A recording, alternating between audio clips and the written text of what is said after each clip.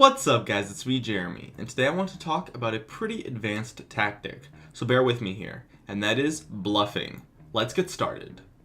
So if you're watching this, then you probably know what baiting is, and for those who don't, it's where you try to trick your opponent into thinking that you are weaker than you actually are, then pull out something like an ally coming into gank, or maybe just a lot of burst damage.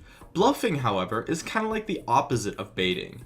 Instead of pretending that you don't have an advantage, you pretend that you do have an advantage.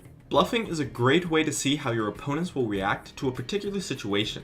For example, if my jungler is out of sight, then I might bluff a gank by randomly attempting to fight after playing defensively.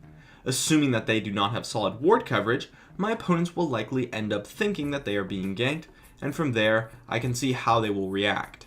If they simply just fight us, then I could take advantage of that by having my jungler come in for an actual gank, and then execute the same tactic, resulting in a fight where your jungler can come in easily.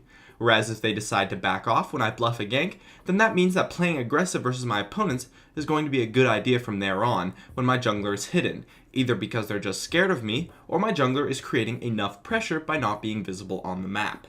That bluffed gank can easily put me in an advantageous situation since it gives me a solid read on my opponents.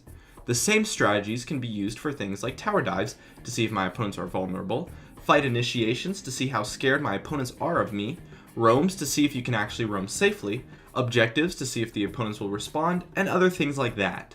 You want to use bluffs to get a read on your opponents and see how they will react to you.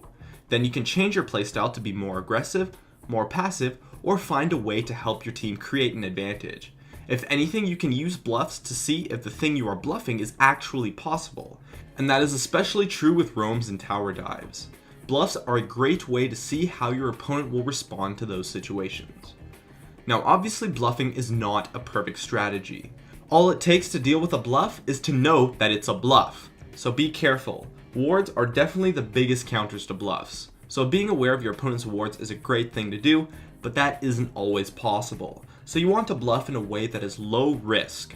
Bluff in a way that involves a very low commitment and doesn't actually use up very much. For example, if I want to bluff a fight, I might just walk up to my opponents in an aggressive way, but without actually using any abilities or overextending significantly. It doesn't take much to execute a bluff properly.